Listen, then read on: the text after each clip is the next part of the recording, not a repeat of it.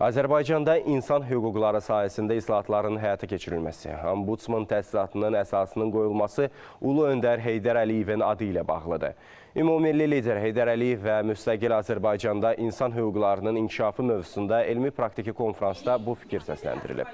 Vurğulanıb ki, müxtəlif inkişaf mərhələlərində bilavasitə Ulu Öndər Heydər Əliyevin təşəbbüsü əsasında bir sıra strateji əhəmiyyətli sənədlər qəbul olunub. İnsan hüquqlarının müdafiəsi mexanizmlərinin təkmilləşdirilməsi istiqamətində kompleks tədbirlər həyata keçirilib. Milli dövlətçiliyimizin möhkəmlənməsi, insan hüquq və azadlıqlarının müdafiəsi istiqamətində reallaşdırılan mütərəqqi islahatlar nəticəsində ölkəmiz çoxsaylı uğurlara imza atıb. Qəbul edilməsinin tək daxilində yox.